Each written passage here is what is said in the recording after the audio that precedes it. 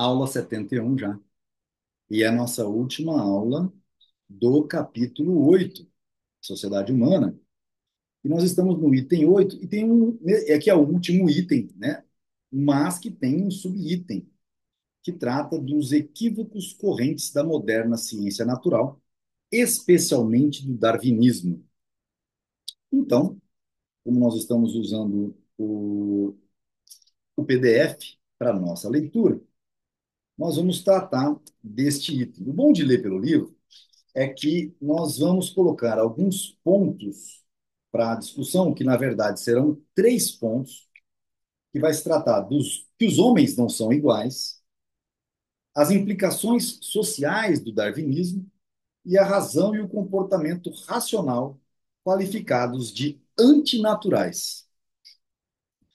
Isis é fera na hora dele, viu? Vamos lá? Então vamos. Estamos compartilhando o PDF. Equívocos correntes, erros usuais da moderna ciência natural e especialmente do darwinismo. Alguns dos atuais adversários do liberalismo, tanto de direita quanto de esquerda, apoiam suas teses em interpretações erradas das contribuições da moderna biologia. 1. Os homens não são iguais. O liberalismo do século XVIII e, da mesma forma, o igualitarismo de nossos dias partem da verdade autoevidente que afirma que todos os homens são criados iguais e são dotados pelo Criador com certos direitos inalienáveis. Então, liberalismo do século XVIII e, da mesma forma, o igualitarismo de nossos dias partem da verdade autoevidente que afirma que todos os homens são criados iguais e são dotados pelo Criador de certos direitos inalienáveis.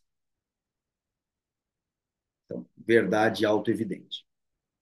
Entretanto, dizem os advogados de uma filosofia biológica da sociedade, a ciência natural já demonstrou de maneira irrefutável que os homens são diferentes. No quadro da observação experimental dos fenômenos naturais, não há espaço para o conceito de direitos naturais. A natureza é insensível em relação à vida e à felicidade de qualquer pessoa. O leão vai te comer, independentemente se você ficar triste ou feliz. A natureza é necessidade e regularidade férreas. É um disparate metafísico juntar a escorregadia e vaga noção de liberdade com as leis absolutas e invariáveis da ordem cósmica. Assim, a ideia básica do liberalismo é desmascarada como uma falácia. Isso é a antítese que Mises vai lutar. Ora, é verdade que o movimento liberal e democrático dos séculos XVIII e XIX tirou uma boa parte de sua força da doutrina da lei natural e dos direitos inatos e imprescritíveis do indivíduo. Essas ideias, que foram originalmente desenvolvidas pela filosofia antiga e pela teologia judaica, impregnaram o pensamento cristão. Algumas seitas anticatólicas fizeram delas o ponto focal de seus programas políticos. Uma longa série de filósofos eminentes as consolidou. Tornaram-se populares e foram a força mais poderosa a atuar na evolução em direção à democracia. Ainda hoje, tem muitos adeptos. Seus defensores não se importam com o fato incontestável de Deus ou a natureza não terem criado os homens iguais, como prova a evidência de que muitos nascem sãos e fortes, enquanto outros nascem aleijados e deformados. Para eles, todas as diferenças se devem à educação, às oportunidades e às instituições sociais. Espera lá. Mas os ensinamentos da filosofia utilitarista e da economia clássica não têm nada a ver com a doutrina do direito natural. Para elas, o que realmente importa é a utilidade social. Recomendam um governo popular, propriedade privada, tolerância e liberdade. Não por serem naturais e justos, mas por serem benéficos. A essência da filosofia de Ricardo é a demonstração de que a cooperação social e a divisão do trabalho são benéficas tanto aos grupos de homens que, sob todos os aspectos, são mais eficientes e superiores, como aos grupos de homens menos eficientes e inferiores. Opa! Então, o que ele está dizendo aqui, gente? Temos que ler com muito cuidado. Horas. Então, não existe tal coisa como simplesmente pegar um direito que todo mundo nasceu igual, porque ninguém nasce igual. Tem quem nasce com saúde, inteligente, tem quem nasce com menos saúde, com problemas congênitos. Então não foi um arcabouço espiritual nesse sentido, mas foi o quê? Os ensinamentos da filosofia utilitarista, da economia clássica, né? Que não tem nada a ver com a doutrina do direito natural, que realmente importa, que afirmou que o que realmente importa é a utilidade social. Recomendam um governo popular, propriedade privada, tolerância e liberdade. Não por serem naturais e justos, mas por serem benéficos. A essência da filosofia que nós vimos ainda nesse capítulo 8 lá atrás.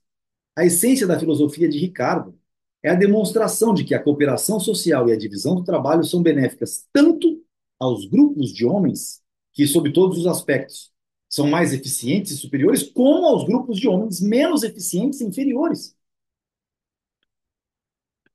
Isso é muito importante. Bentham, o radical, clamava: direitos naturais é puro nonsense. Direitos naturais e imprescritíveis. Nonsense retórico. Me lembra de alguém. Para ele, o único objetivo do governo devia ser a maior felicidade do maior número possível de membros da comunidade. São notas de rodapé, somente vinculando a livros, né? Consequentemente, ao investigar o que devia ser considerado um direito, não se preocupava com as ideias preconcebidas concernentes aos planos e intenções de Deus ou da natureza, eternamente inacessíveis aos homens mortais. Procura descobrir o que melhor promove o bem-estar e a felicidade do homem. Já Malthus mostrou que a natureza, ao limitar os meios de subsistência, não reconhece a nenhum ser vivo o direito à existência, e que o homem, ao deixar-se levar imprudentemente pelo impulso natural da proliferação, jamais se livraria do espectro da fome. Afirmava ele que a civilização e o bem-estar humanos só poderiam desenvolver-se na medida em que o homem aprendesse a controlar os seus apetites sexuais por meio de restrições de ordem moral. Os utilitaristas não combatem o governo arbitrário e os privilégios por serem contrários à lei natural, mas por serem prejudiciais à prosperidade. Recomendam igualdade perante a lei civil, não porque os homens sejam iguais, mas porque tal política é benéfica à comunidade. Ao rejeitar Ao rejeitar as noções ilusórias de lei natural e igualdade humana, a moderna biologia não fez mais do que repetir o que os utilitaristas defensores do liberalismo e da democracia já haviam ensinado antes e de maneira bem mais persuasiva. Então, só vou grifar até aqui. É óbvio que nenhuma doutrina biológica poderá jamais invalidar o que a filosofia utilitarista predica em relação à utilidade social do governo democrático, da propriedade privada, da liberdade e da igualdade perante a lei. A preponderância atual de doutrinas favoráveis para a desintegração social e ao conflito violento resulta não de uma alegada adaptação da filosofia social para as descobertas da biologia, mas sim da rejeição quase universal da filosofia utilitária e da teoria econômica.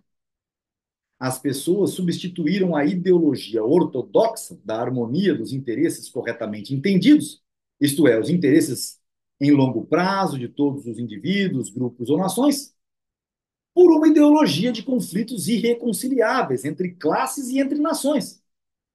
Os homens estão lutando uns contra os outros porque estão convencidos de que a liquidação e extermínio de adversários é o único meio de promover seu próprio bem-estar. Pois bem, 2. As implicações sociais do darwinismo.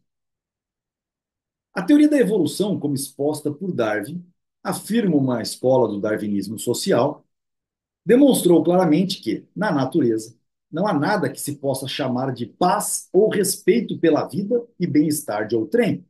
Na natureza, o que existe é a permanente luta e o implacável aniquilamento dos fracos, que não conseguem se defender. Os planos do liberalismo para uma paz eterna, tanto nas relações domésticas como nas internacionais, são o produto de um racionalismo ilusório em contradição evidente com a ordem natural. Então, essa é a segunda antítese, a segunda crítica ao liberalismo. Entretanto, o conceito de luta pela existência que Darwin tomou emprestado a Malthus e aplicou à sua teoria deve ser entendido no sentido metafórico. Seu significado está na afirmação de que um ser vivo resiste ativamente às forças que possam prejudicar a sua própria vida. Essa resistência, para ser bem-sucedida, deve ajustar-se às condições do meio ambiente onde o ser em questão deseja subsistir. Não é necessariamente uma guerra de extermínio, como nas relações entre os homens e os micróbios morbíficos. A razão tem demonstrado que, para o homem, o meio mais adequado de melhorar sua condição é a cooperação social e a divisão do trabalho. Estas são as ferramentas mais importantes na sua luta pela sobrevivência, mas só funcionam onde exista a paz. As guerras civis e as revoluções são prejudiciais ao sucesso do homem na sua luta pela existência, porque desarticulam o aparato da cooperação social. Então, a segunda tese sobre as implicações sociais, ou o darwinismo social, caem por terra, porque o ajuste, o melhor se adaptar às condições para sobreviver e multiplicar, é lastreado pela cooperação social e pela divisão do trabalho. E o terceiro e último ponto, essa última crítica. A razão e o comportamento racional qualificados de antinaturais. A teologia cristã condenou as funções animais do corpo humano e descreveu a alma como algo externo aos fenômenos biológicos. Numa reação excessiva contra esta filosofia, alguns contemporâneos têm uma propensão para desvalorizar tudo aquilo que diferencia o homem dos outros animais. Aos seus olhos, a razão humana é inferior aos instintos e impulsos animais. É antinatural e, portanto, inferior. Para eles, os termos racionalismo e comportamento racional têm uma conotação de opróbrio, perdão. O homem perfeito, o homem verdadeiro, é um ser que obedece mais aos seus instintos primordiais do que à sua razão. Aí Mises conclui. A verdade evidente é que a razão, o traço mais característico do homem, também é um fenômeno biológico. Não é mais nem menos natural do que qualquer outra característica da espécie Homo sapiens, como, por exemplo, o caminhar ereto e a falta de pelagem. Mises sempre, de forma muito sucinta, terminamos aqui o capítulo 8, e Mises sempre de forma muito sucinta, de forma muito pragmática, real e indiscutível, refuta todos os ataques ao liberalismo enquanto doutrina política e filosófica, de forma muito categórica também. Então, encerramos nosso capítulo 8. Espero que todos tenham gostado deste capítulo, tanto quanto eu gosto deste capítulo. E nos vemos no capítulo 9. Até lá.